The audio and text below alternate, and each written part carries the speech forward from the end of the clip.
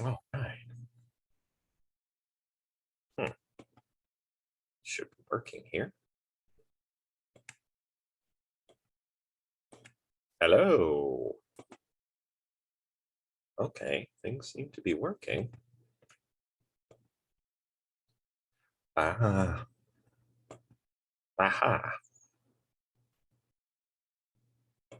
I'm the only one here. That's okay. Wait for the other students to show up shortly.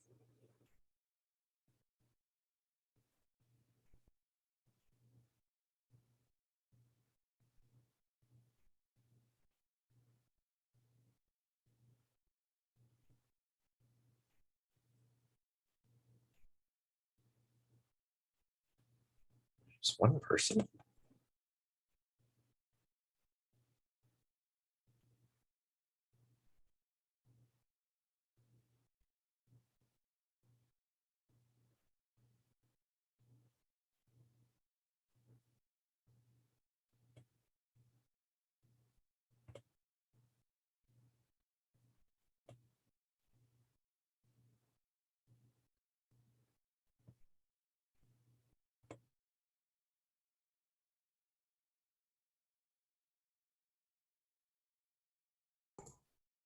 You're on mute, Professor.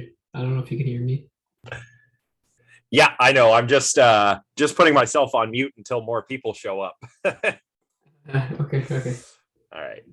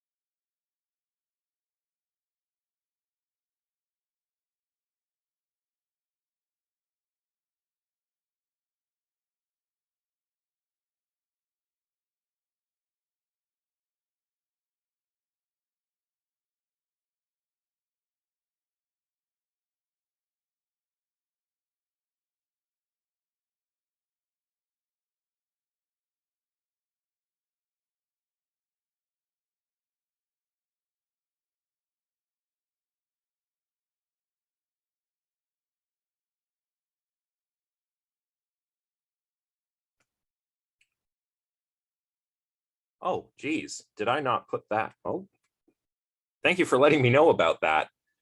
Oh, shoot. I didn't separate the dates correctly. Oh, okay. We'll have to delete that one.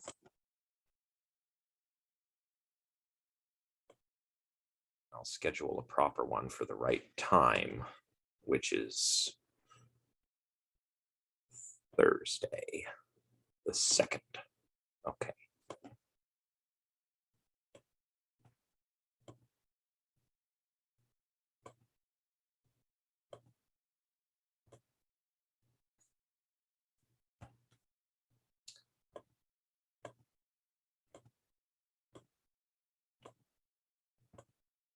All right.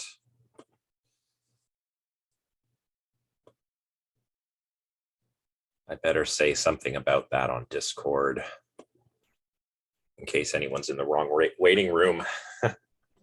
Oops.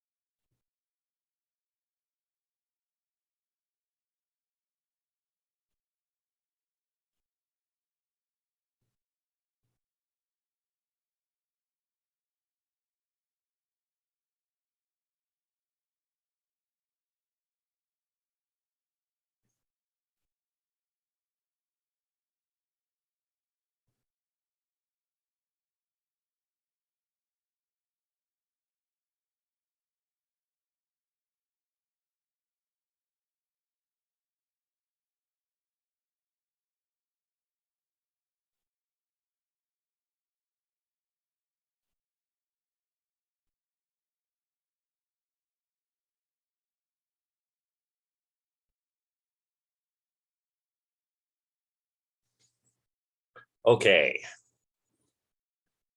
It's time to start, but it looks like, oh, there's Isabella.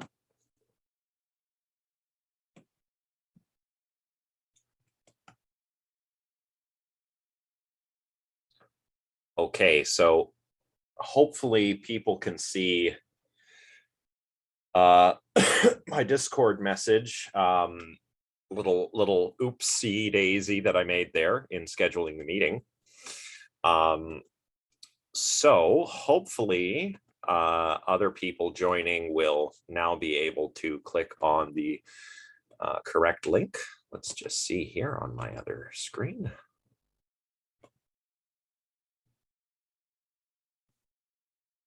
Let's see.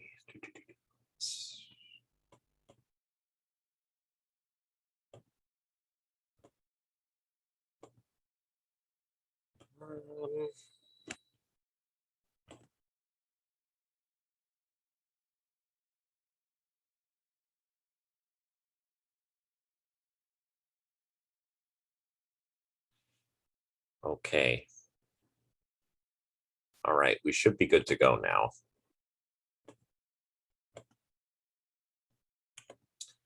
All right, so we'll just share the screen and get started.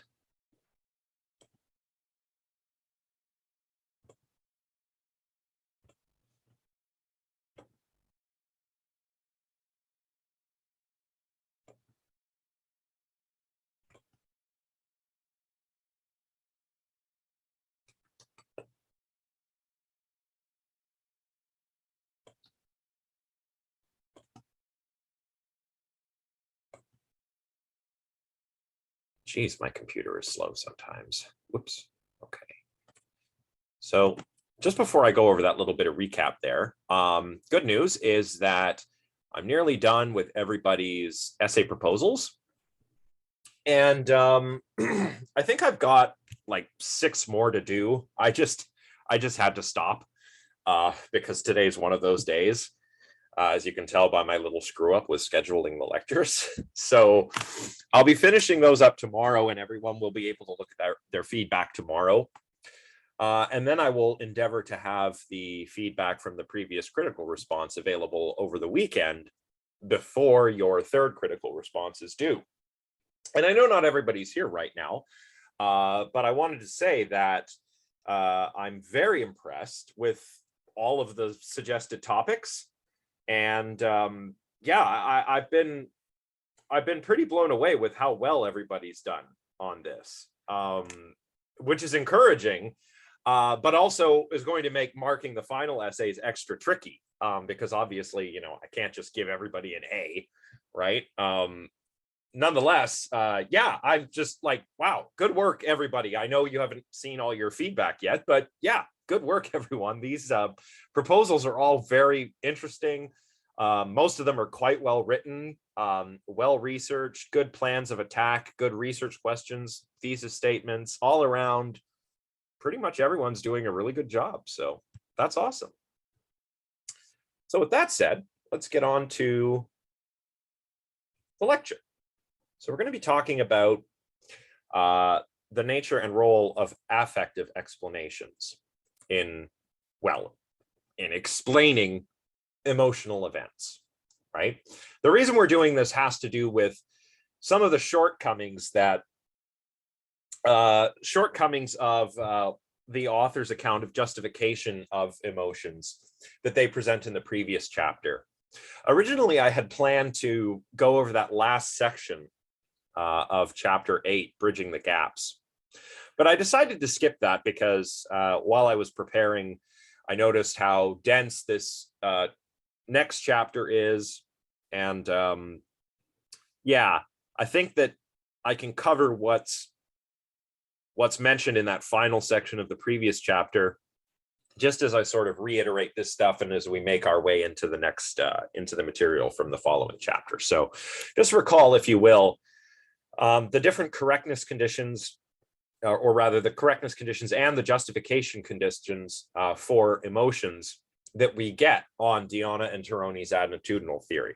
So remember, they write on page 91, we have said that distinct emotional attitudes are correct when the object provided by their cognitive bases exemplifies the relevant evaluative property, right? And that's fairly straightforward, right?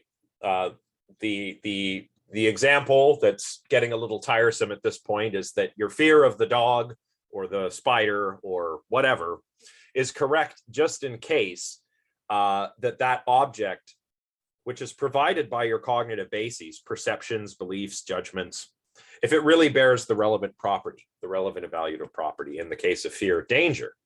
That's straightforward, no problem there. But justification conditions, on the other hand, Diana and Tironi say toward the end of the previous chapter, the account that their theory gives us of justification conditions is correct, they argue, but it's not complete, right? So remember that the justification conditions for an emotion on the attitudinal theory are as follows. An emotion is justified if, and only if, the situation in which the subject finds herself, the properties she is or seems to be aware of, and on which her emotion is based, constitute or would constitute an exemplification of the evaluative property that features in the correctness conditions of the emotions she undergoes. Okay, that's fine. And again, when the authors say, you know, if the properties she's aware of on which her emotions is based constitute an exemplification of the evaluative property, remember that that's because of this idea of supervenience, right? The properties she's aware of through the cognitive bases of her emotion are probably not evaluative, but they supervene on evaluative properties, and you know, the same evaluative properties that our emotions are correct of, or rather evaluative properties supervene on these non-evaluative properties. And you know, if that happens, then we can say the emotion is justified, right? As opposed to merely correct. So is everybody following me there so far?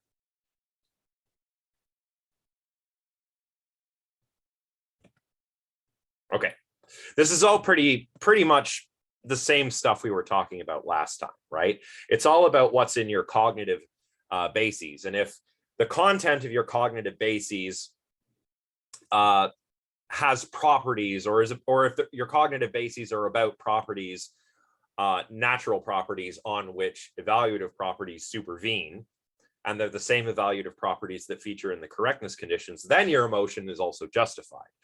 But the authors are going to say that that's not quite the whole story, right? In other words, there's a but. There's a but here. What's the but? The but is as follows, as the authors say on page 104. We saw, however, that answers involving cognitive bases provide only part of the explanation why emotions occur. What we have called motivational states should also be counted amongst the determinants of emotional responses. And so what's being said here is that cognitive bases, depending on their content, we get our justification, or perhaps we get unjustified emotions too. But cognitive bases are not the whole story, because there are also motivational states that we need to consider here as well. And depending on the type of motivational state and how it explains the emotion, it either points to the emotion being justified or unjustified. So that's what we're going to talk about today. What kind of motivational states are the authors talking about here? Lots of different kinds. Kinds of motivational states that we've bumped into before, right? Desires, for example. So there's an example in the text. Oh, excuse me. There's an example in the text that, you know, has to do with disappointment at not being able to try a particular ice cream flavor, right? I've kind of loosely based all my examples on the examples given in the text here, but, you know, say that you're disappointed, you can't get your favorite ice cream flavor, maybe because it's sold out or something.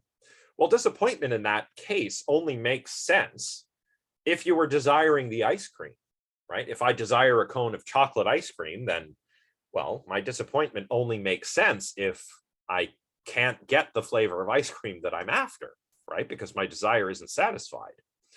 Or consider anger at a colleague, right? Maybe my colleague says something that isn't meant to be personal, but I take it personally. But maybe that's because I'm just grumpy. Maybe that's, because I'm experiencing the mood of grumpiness, and that explains my anger at the colleague, right? Note that this explains your anger, but does it justify it? Well, maybe not, as we'll see. Or consider character traits, like maybe I'm a very prudish person, right? So maybe I blush at a rude or obscene remark because of this character trait that I have. Does that explanation of my emotional response also justify my emotional response? These are the kind of questions we're going to have to consider today. Or lastly, we can talk about sentiments. Again, all stuff we've discussed earlier on in the book.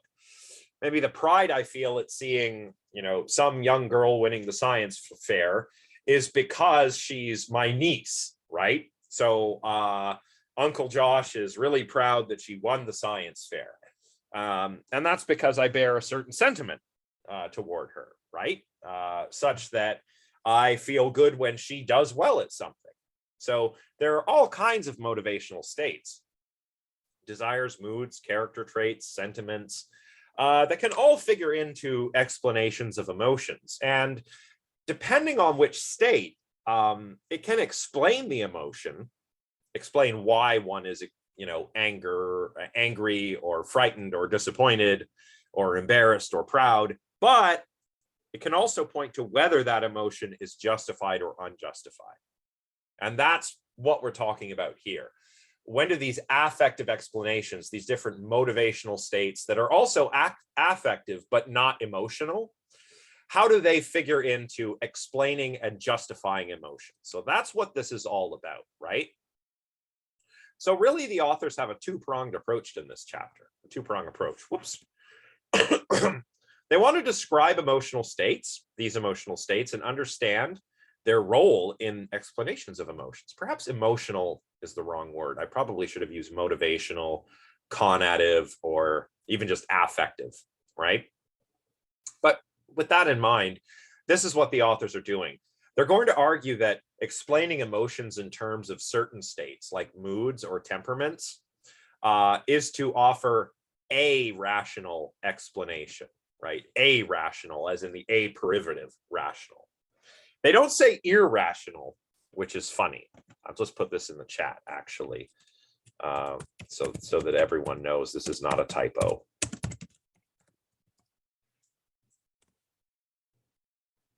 The way that I understood this when I was reading it is that an irrational explanation is to not have a reason, to not have a good reason, whereas irrational is perhaps more to do with having bad reasons, false beliefs, desires we ought not have, right?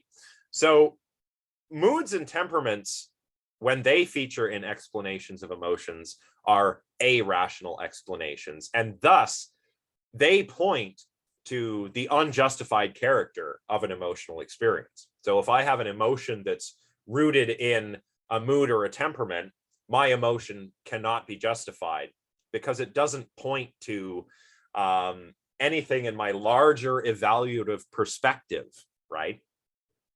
So on the other hand, explanations that feature character traits or sentiments or desires, they're not always, but they're largely rational because they do locate the emotion within one's larger evaluative perspective. And that's important because we've seen that even though emotions are not value judgments themselves, value judgments might feature in the cognitive bases of an emotion.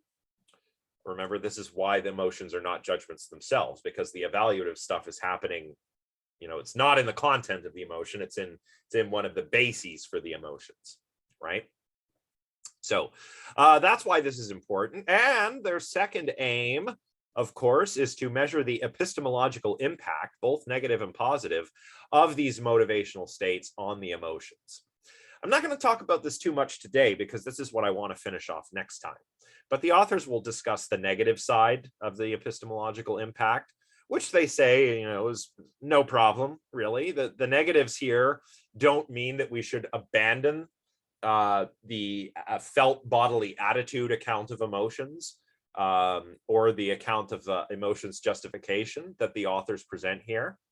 And on the positive side, we're going to do a little exploration of a couple of different views according to which motivational states are justificatory reasons for the emotions that they explain.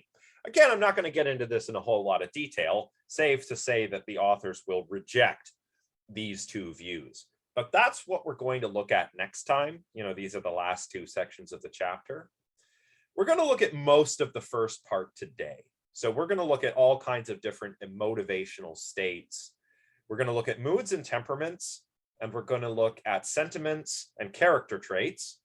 And we'll save desires for next time too. So we'll talk about desires next time, talk about all the other stuff today, and then pick it up with desires, and then then we'll talk about the epistemological impact stuff next time. And this is fun because this kind of gets us back to some of the stuff we covered all the way back in chapter 1. So if you recall from chapter 1, emotions and moods each have phenomenology, right? There's something that it's like to be in a mood, and there's something that it's like to have an emotional experience. Oh my goodness. Excuse me, I'm yawning so much today. One of the differences, though, is that moods lack the intentionality that's characteristic of emotions, right? Emotions are always about particular objects, whereas moods are not, as the authors say on page 105. While we have seen that emotions are specific evaluative attitudes we take toward particular objects, moods are not directed at particular objects and thus do not consist in evaluations of these objects, right? Why don't we think of some examples that we could differentiate between emotions that are perhaps phenomenally similar to moods. So we want to find an example emotion and an example mood where they're phenomenally similar to one another, where the emotion has an object, it's about a particular object and the mood is not.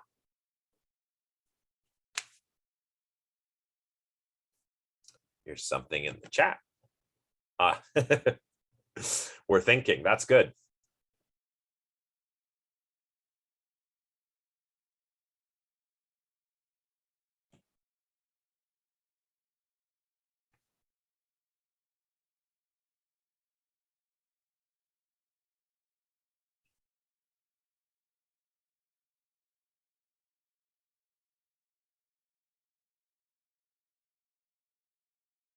I've got one in case it's tricky to come up with one, but I want to see if anyone can come up with a couple examples first.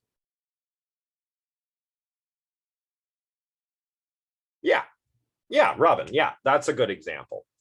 Like I could be, feeling grumpy, maybe because I didn't have my cup of coffee in the morning, or because I had a bad night's sleep, or because, maybe I had a bad dream, or I had a bad experience the previous day or something, and that's put me in a grumpy mood, which might feel phenomenally similar to being annoyed, right? Often when I'm grumpy, I feel similar to when I'm annoyed, I think. But when I'm annoyed at someone or something, right? I'm not grumpy at people, right? And at least not the way the authors conceive of grumpiness as a mood, right? The example that I was going to give was anxiety, which could be a mood or an emotion. And I like this one because it's one that Richard Lazarus talks about a lot in his book, Passion and Reason. Anxiety could be an emotion. Say I have performance anxiety, right? I'm going to give my talk at a conference, say, and I'm feeling a little nervous because I'm uncertain how the talk is going to go. That's an emotion. But anxiety could also be a mood, right? Maybe I forgot to take my medicine, right? I got to take some medicine to control anxiety because I've got a mood disorder, right? Maybe I have anxiety disorder. maybe I forget to take my medication for that. And so I'm in an anxious mood. I'm not anxious about anything in particular, but I'm just in an anxious mood, right? Any other examples? If not, we can probably move on, but I'm sure everybody gets the idea, though. Another thing, which just by way of reminding everybody, another thing that differentiates emotions and moods, of course, as we saw in chapter 1, is that moods are, not episodic like emotions are. Emotions don't last, they pass. Moods tend to last a long time. That's another difference, besides the difference to do with the intentionality of emotions and the lack of intentionality with moods, right? Another cool thing is that we can ask why questions about moods and emotions. Remember, we asked a lot of why questions last time, and we get different kinds of answers to these why questions when we ask them of moods and emotions. So when it comes to why questions about emotions, answers to those justify the emotions, right? But answers to why questions about moods don't really justify them. They provide causal explanations for moods, but not justification, right? Here's something in the chat. Yeah, I mean, it's maybe not harder to answer. I mean, perhaps in some cases, but the kinds of answers we get tell us something interesting, right? And that's really cool. Let's go over the examples we came up with to highlight this, right? Let's ask why questions about feeling grumpy versus feeling annoyed, okay?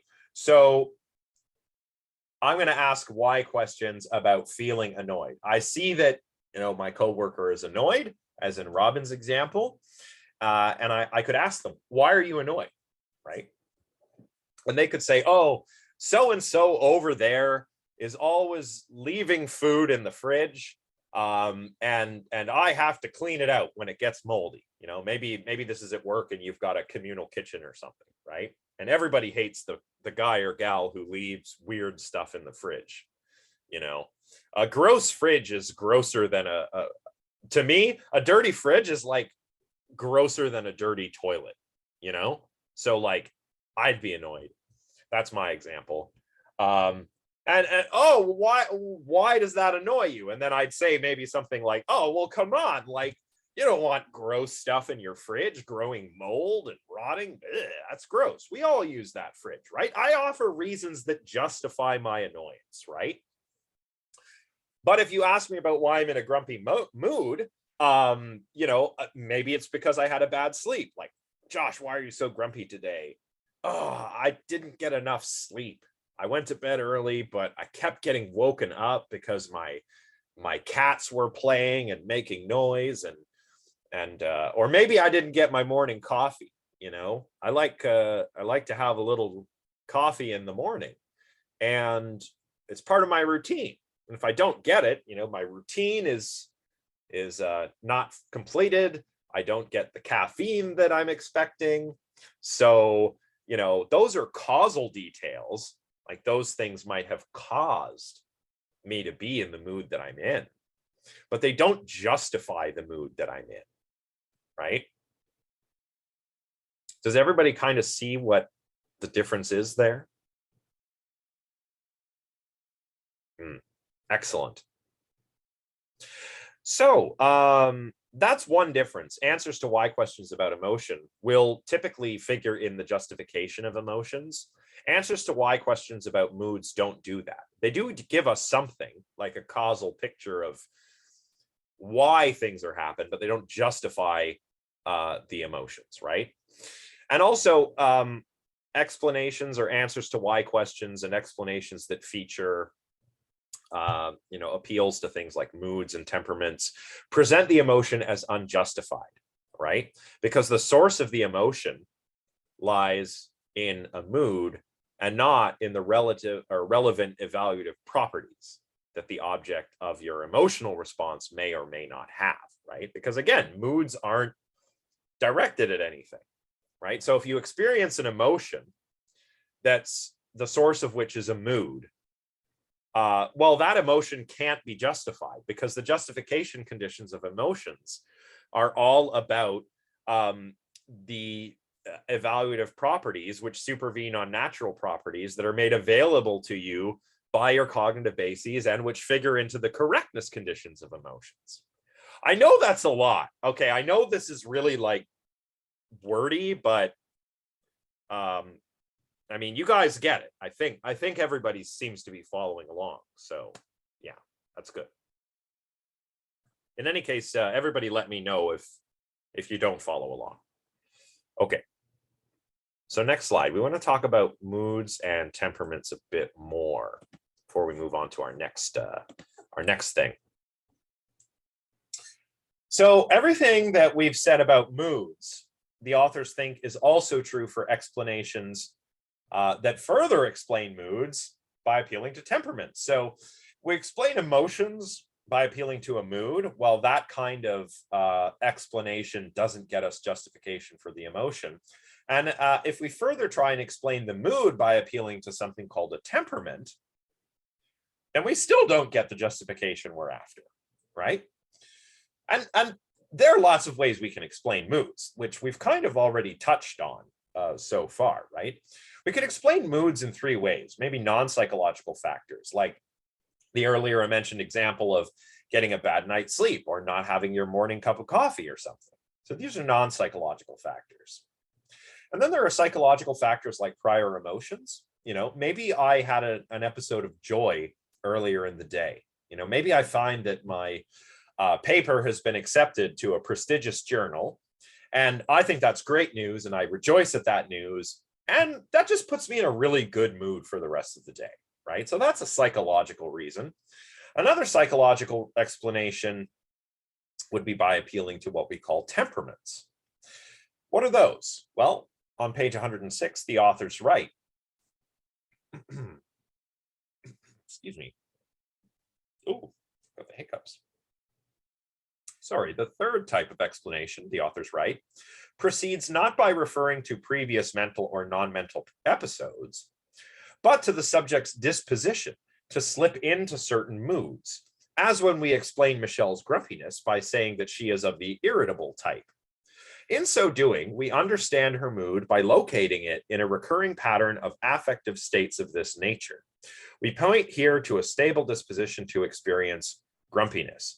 So this stable disposition to experience grumpiness would be a grumpy temperament, right? And that's what temperaments are. They are dispositions to enter into distinctive internal climates. And I like the way they put this, internal climates, because they're not trying to say that temperaments are completely psychological. They're definitely behavioral, definitely affective, but not completely psychological. So here, grumpiness would be like a temperament. You just got a grumpy temperament. Now, can we think of other kinds of temperaments, right? And remember, temperaments are these sort of regular and stable dispositions to enter into distinctive internal climates. So let's see what there's in the chat. Could shy be an example? Yeah, like shyness. Yeah, like the predisposition being shy causes anxious moods before and during social situations. Yeah, I suppose that works, right? Yeah, that seems to make sense to me. Yeah, we would say if someone has a shy temperament that they have a stable disposition to enter into distinctive internal climates, like the anxious moods that you mentioned, or even just episodes of shyness, you know, maybe avoiding eye contact, blushing a lot, maybe tripping over one's words, right? We've all been shy at one point or another. We all know what that's like. Or maybe we don't. Some people are not shy at all, and that's weird. You know, I was really shy when I was young, and I always looked at people who weren't shy like, how do they do that? Perhaps it's just because they have a stable disposition to enter into distinctive climates. which I do not have, right? Any other examples of temperaments?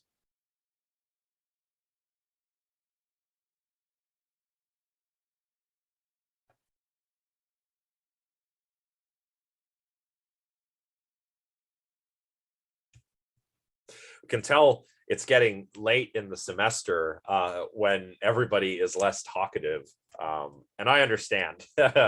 It's really oh man, it's tiring talking right now, I'll tell you what. But I've got an example. My example is oh, here's another one. Actually, Robin's got another example. A gleeful temperament. Yeah, I guess that could be one as well. And that's similar to the example that I was just about to offer, which is an irritable temperament, right? You know how some people are just irritable. They get grumpy easily, right? Yes, Michael, a short temp. Yeah, that's a really good example. Yeah. It's funny. No, that was funny because it's as if you were angrily yelling it in the chat. So it's good. Nice illustrative example. Yeah, if you have like a short temper, then you have, I mean, this is what colloquially we call a temperament. Right? You say so and so has a bit of a temperament because he's prone to outbursts. He's short with people, right? He's often grumpy. Yeah, so same thing. I'd say a short temper, irritability are kind of similar. These are all good examples of temperaments, and that they're stable dispositions to enter into a distinctive internal climate, right? And notice here that the explanatory role of moods and temperaments is the same when it comes to explaining emotions. I'm not talking about explaining emotions. You know, when I talk about explanations in this chapter, we're not talking about explanations in terms of like a theory that explains emotions. We're talking about explanations of particular emotions that particular people have, right? And moods and temperaments have the same explanatory role. When we employ them, when they feature in explanations of emotion, they also point to the emotion being unjustified. So why is that? This is the key. Now we got to answer this final why question before we move on. Why is it the case that if I have an emotion that I or someone else explains by appealing to mood or temperament, then why does that point to the emotion being unjustified? Anybody?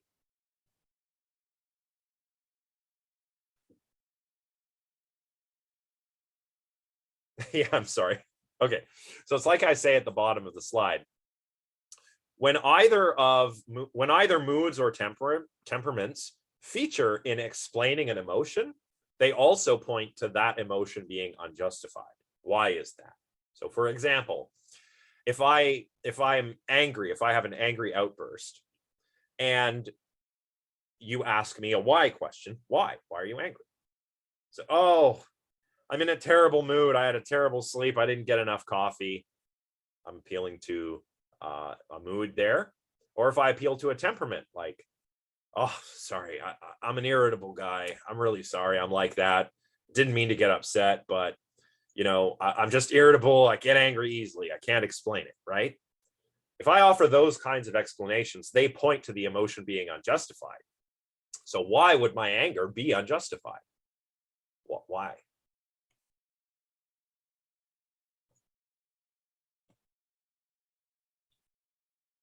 Those aren't bad guesses. Yeah. I mean, Robin, you're on the right track with that answer. Michael, that's a good suggestion, but it's not quite because the temper or the mood distorts the reality. Again, it goes back to the justification conditions of emotions, right? Emotions are directed at things, and they're justified if what would constitute the evaluative property that the object has, if that property features in the cognitive bases, and it's the same evaluative property that the object would have if your emotion is correct, well, then it's also justified. But these don't point to evaluative properties or natural properties upon which those properties would supervene, nor do they point to objects which are supposed to bear the properties. They are instead caused or brought on by moods and temperaments, which are just non-evaluative. And that's why if you appeal or you use, a mood or a temperament to explain an emotional episode, to answer the why questions, the important stuff which features in the justifications of emotions just isn't there anywhere, right? So that's why these point to an emotion being unjustified. Does everybody see what I mean?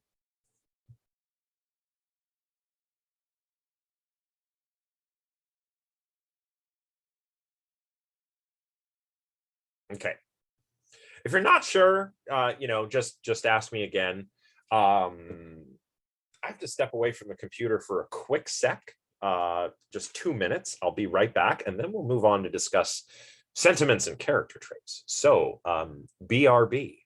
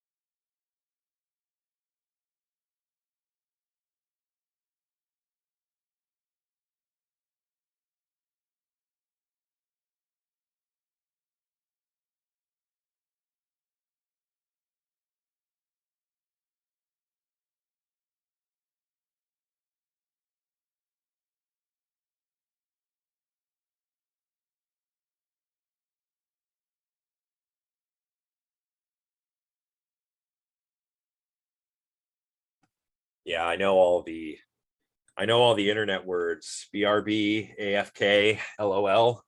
I know all that stuff. AFK. Oh, you don't know if AFK means away from keyboard. Yeah. This is all from back in the day when, oh man, I would have like LAN parties with my friends. Oh, remember LAN parties? I'm showing my age right here, but yeah, playing some Warcraft 3 over my dial-up internet connection. So good. So good. Oh, I miss that stuff. Sometimes, okay, this is a total tangent, but sometimes I will bust out an old PC game because it's like the only thing that my computer will run. So like I'll play some yeah, exactly. AFK is gaming thing, right? And I'll play some Warcraft. I was playing Starfleet Command 3 the other day. That was pretty fun. All kinds of good stuff. And so that's fun. That's fun. All right, so temperaments and moods. We've just finished our discussion of those. Let us move on to character traits and sentiments. Now, the authors here are defending the claim that explanations that employ character traits actually draw attention to the specificities of someone's emotional profile that reflect, oh, that's supposed to say her, that reflect her broader evaluative outlook. So think here of virtue theory, right? Who is familiar? I know that we have a lot of psych students and we have a lot of students from non-philosophical backgrounds here, but I wonder if there are any philosophers here today, if they can give us a quick sort of summary of virtue theory.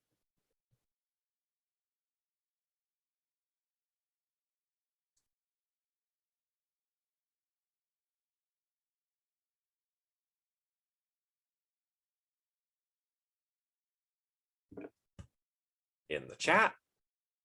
Okay, no worries. Well, no, okay, that's okay. Virtue theory is a fun ethical theory that really goes back to Aristotle, but which I guess since probably the 60s or 70s has kind of been enjoying a bit of a resurgence in philosophy, in like ethics, morality, stuff like that. Basically, the idea behind virtue theory is like, what would a virtuous person do, right? And maybe you're thinking, as I used to, that whoa, that's a little circular, isn't it? Right? Well, there are certain virtues, right? Virtues like prudence, practical wisdom, phronesis, as Aristotle would have called it. The ability to determine the appropriate ends and achieve them, work out how to achieve them, right? Justice is a virtue, kindness, courage. These are all virtues, right? And the idea is you kind of cultivate them, right? Aristotle's not like Plato, right? Where Plato's all like, oh, the good, the form of the good, blah, blah, blah, blah. Can we know what virtue is? I don't know. Socrates, tell me. Oh, I don't know. I'm Socrates, right? No, with Aristotle, being good is actually a skill that you need to work on. You need to practice it, right? And you do that by cultivating virtues, virtuous behavior. And nowadays we talk about these virtues in terms of character traits, right? So that's why I mentioned virtue theory. And if you want to know more about virtue theory, you can read the Nicomachean Ethics by Aristotle. That's where it all starts. And if you want to get some more modern takes on it, Alistair McIntyre is a good person to read on virtue theory, right? And it all, again, it all also ties into like Aristotelian teleology and stuff, but we're not going to worry about all that today. The point is that in virtue theory, we talk a lot about character traits, and character traits, in a nutshell, are ways of connecting in a stable and coherent way two dimensions of a subject's psychology, a cognitive and a conative dimension. And this is from page 106 of the textbook. So let's pick out a virtue. Let's say kindness. Kindness certainly seems to be a virtue. Virtues are also supposed to be character traits, long-standing dispositions, right, is usually how philosophers discuss them. But to say that someone has the virtue of kindness or that somebody is kind is to say two things about them, right? It's to tell us something. When we call somebody kind, we get a picture of, we get a sort of cognitive picture of the person and a conative picture of the person, or a picture of their cognitive and conative aspects, I guess. Okay. So again, from 106, the authors say, when we call someone kind, we characterize her as manifesting, on the one hand, a tendency to apprehend situations in terms of the presence of others in need of help. That's the cognitive dimension. And on the other hand, as being motivated to help those she apprehends as being in need of help, right? So think about what that's saying. If I say that so-and-so is kind, that's because she has the cognitive dimension of kindness, which is a tendency to apprehend situations in terms of the presence of others in need of help, right? Kind of like she's primed to apprehend situations in a way that those other people who were there who may need help are salient to her, right? And at the same time, she's also motivated to help those that she apprehends are in need of help, right? Does everybody get that?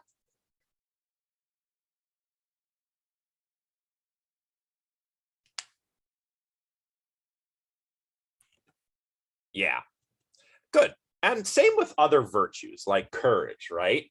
What would courage be? How could we characterize the cognitive dimension of courage? Well, perhaps a tendency to apprehend situations in which bravery is required in the face of danger, acting in spite of danger for the benefit of others, perhaps, right? That's courage. And the conative dimension of courage would be being motivated to take the right kinds of action in those situations where there's danger and there's others in need of help and you can help them perhaps, right? You know,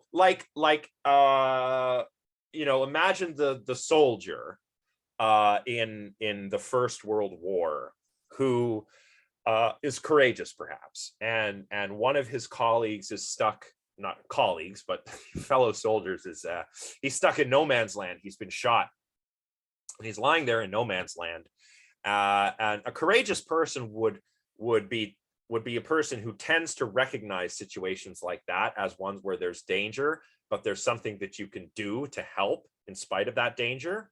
So recognizing situations like, oh, my comrade is up there, he's in danger, and I can help him, and also being motivated to actually do that, you know, to go over the top and maybe drag your friend back to the trench while you're being shot at, right? So that's another example. But what about cruelty? The same thing holds for vices, perhaps. Right? Think about the vice of cruelty and compare that with the virtue of kindness, right? Say I have the vice of cruelty. Maybe I have a tendency to apprehend situations in the presence of others in need of help, but I just don't help them, right? I'm just a jerk. I just do something that makes things worse. Is that the case with vices? I mean, that's kind of what I'm saying here. Do kind and cruel people make the same cognitive assessments and differ only in their conative attitudes? You know, does the kind person and the cruel person, do they each have a tendency to apprehend situations in terms of the presence of others in need of help? And they just differ on what they do with that, being motivated to help versus being motivated not to help, or to actively make the situation worse? Well, the authors don't think so. They say that it appears wrong-headed to think that their respective cognitions differ only in that the information gleaned is used to satisfy opposite desires. So it's not the case that a kind person and a cruel person, that virtue and vice share the same cognitive dimension, and what differentiates them is just the conative dimension or the motivational dimension. No, it's more complicated than that. Instead, what the authors say is this. Just get rid of myself here. They say instead, when thought of as manifestations of a character trait, the relevant cognitions must rather be understood in terms of different emotional attitudes that manifest radically divergent affective sensibilities. Kind and cruel people will, for instance, react to the actual presence of suffering through compassion and schadenfreude, respectively. So it's not like the kind person and the cruel person are making, you know, it's not like they have the same cognitive dimension, the same grasp of what's going on. They actually look at it in different ways. The kind person looks at the situation, is sensitive to the ways in which, you know, there are situations where the presence of others in need of help is salient, and just in doing that, they feel compassion. Whereas the cruel person might experience schadenfreude, or dark joy, right? The pleasure at the suffering of others, you know? So the cognitive dimension of character traits is not motivationally neutral, the authors are arguing here, right?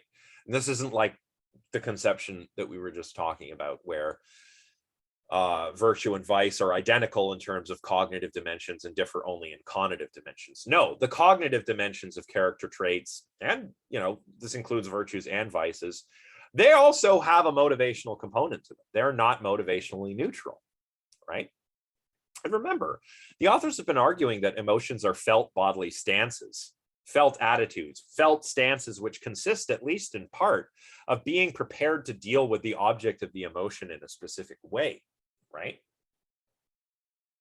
And this is why the authors make this kind of appeal to emotional attitudes, like right up here, to explain the link between the cognitive and conative dimensions of character traits, right?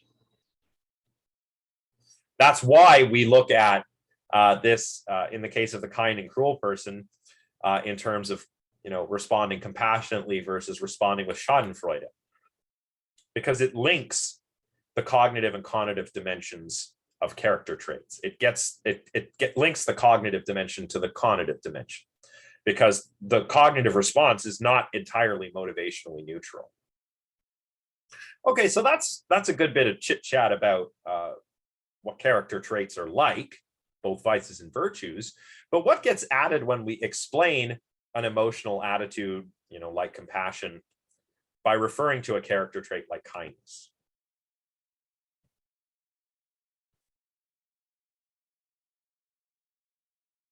Well, this is what the authors say. They say that reference to a character trait consists in locating this emotion in a much broader affective sensitivity. To claim that an episode of compassion has its source in kindness is to claim that this affective response is part of a larger pattern of real and counterfactual evaluations the subject either does make or would make in similar circumstances. So the claim that they're making here is that the so-called mode of apprehension, distinctive of character traits, should be understood involving in emotional responses, or should be understood as involving emotional responses. So the mode of apprehension, the way that the kind of person is sensitive to others in need, that mode of apprehension is an emotional response. It's compassion, right? And I do apologize for all the long quotes, but just to continue, with this picture, we can now understand what it means to say that explanations in terms of character traits point to a certain stability and coherence in the subject's emotional responses. Indeed, either the character traits will manifest themselves straightforwardly in the typical behavior associated with the trait, like helping or making suffer. This constitutes their stability, or when they cannot express themselves, they manifest themselves, as we have just illustrated, in specific future, present, or past-oriented emotions. This is the aforementioned coherence. And this is the key right here, right? Stability and coherence in a subject's emotional responses, which is what we're looking for with character traits, because, and this is kind of not really mentioned in the book here, but character traits are one of those things that philosophers really like to appeal to, especially, virtue theorists. But the evidence for their existence, which comes mainly from psychology, is not really that favorable. So that's kind of a problem that virtue theorists have to contend with. I think the authors are kind of trying to alleviate that worry here when they say that, well, if we explain character traits this way, then what we're actually doing is pointing to a stability and coherence in a subject's emotional responses, which is grounded in a sort of a similar coherence in their broader affective sensitivity, which is all rooted in certain, evaluative properties, right? So it's nice. It kind of ties everything together nicely, I think. So anyway, let's talk about sentiments. How are we doing for time? It's about 8:30. Oh, good. We're going to finish. Nice. We're going to finish. Okay. So let's talk about sentiments. Sentiments are similar to character traits, and they can play a similar explanatory role when it comes to explaining emotions as character traits. But the key difference is that while character traits are typically attachments to values, sentiments are attachments to specific things, right? These could be people, animals, objects, institutions, or all kinds of things. So let's try and come up with some examples that differentiate values from sentiments. And remember, the differentiating thing is what they're attached to. So I mean, a character trait like kindness is attached to a value, compassion, perhaps, or to alleviate suffering, or well-being, right? These are values. But what about something that's attached to a thing? That would be a sentiment. What are some examples of sentiments that we could generate now?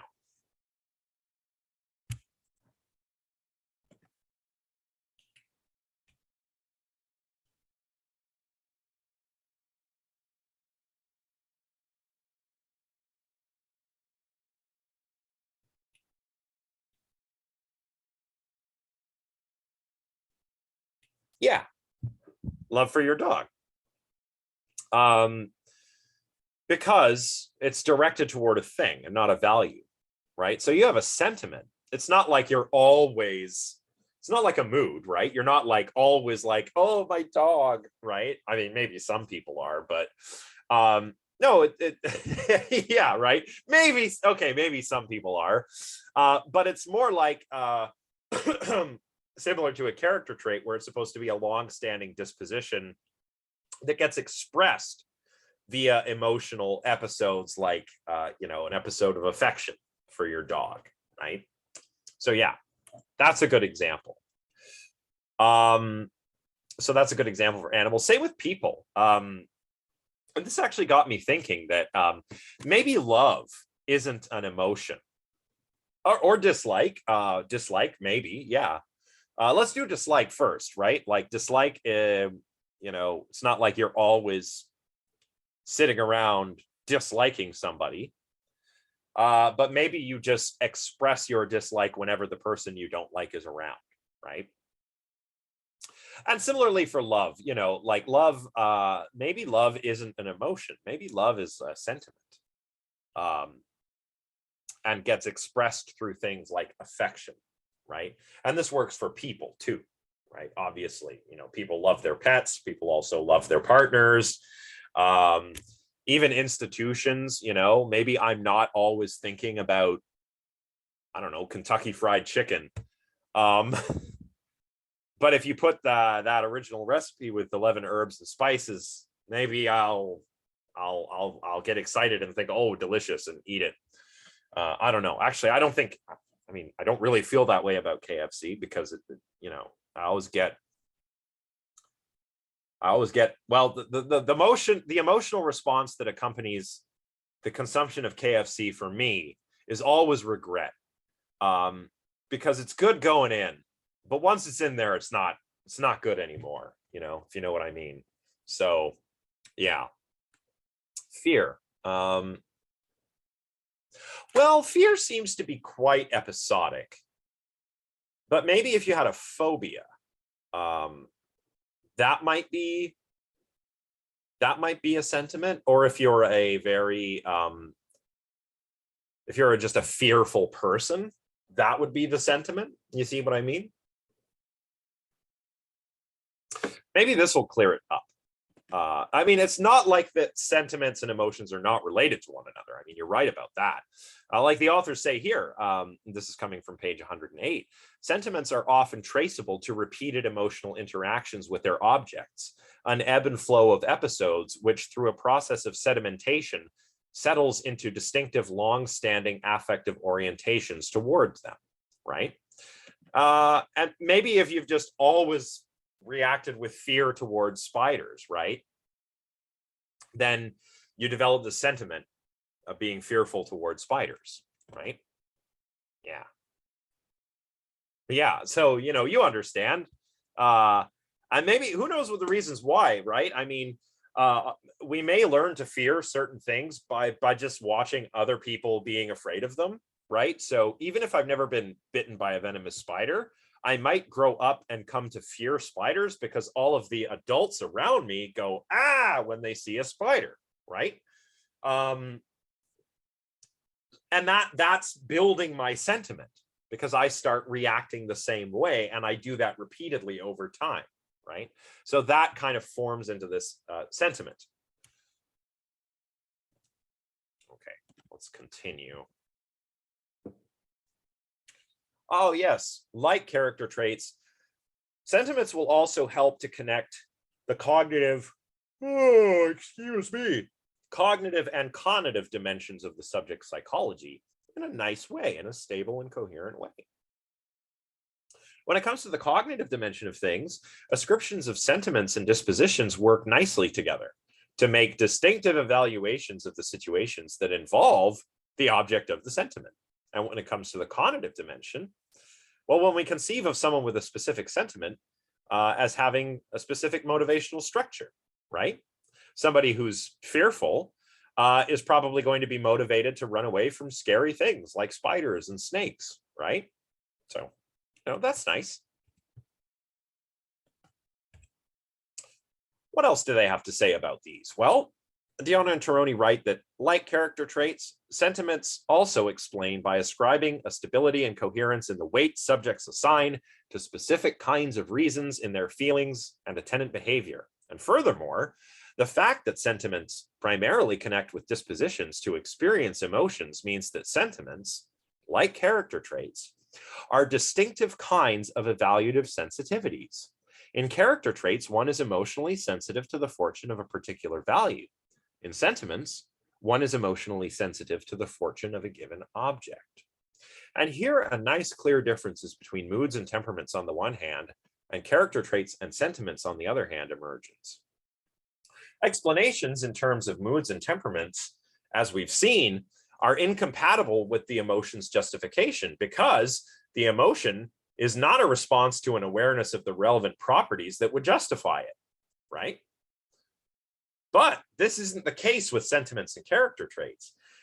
Sentiments and character traits do connect with the individual's broader evaluative outlook. So what we can say so far is that when it comes to explanation of emotional episodes, if moods and temperaments feature in that explanation, they might give us part of the causal picture, the causal chain leading up to one's emotion. But they point to that emotion as being unjustified because the emotion is grounded in something that has nothing to do with the relevant evaluative properties. And these are key for justifying emotions. On the other hand, sentiments and character traits, if they feature in explanations of emotions, in answers to why questions about the emotions, they point to the emotion being justified. Because we can't talk about sentiments and character traits without getting pointed at, some important feature of the subject's overall evaluative framework, right? So if character traits and sentiments feature in answers to why questions, they not only give us the causal stuff, but also they work to justify our emotional responses. And that's where I want to leave it today, I think, because this is another one of those really dense chapters. I know we have about 10 minutes or so left, but I've decided that we'll save discussion of desires for next time, and then we'll move on to discuss the positive and negative epistemological roles of these motivational states. So this has been fun though, because we've seen how character traits and sentiments point to emotions being justified and moods and temperaments don't. But we've also seen how appeal to these motivational states help explain emotions overall, right? So that's been cool. And we'll continue that by looking at desires before we get on to the epistemological stuff. And then next week, we'll try and finish the last chapter. Hopefully we can do it. I don't know. I'm going to try my best. So that's it for today. If anyone has any questions, yeah, I'm here. Otherwise, that's all. And remember that you have until Sunday to submit your critical responses. And I'm going to do my darndest to get you your feedback for the second round of critical responses before that happens, so that you can all look at my feedback. So that's it. All right, welcome everyone. Great, have a good night, everyone. Take care.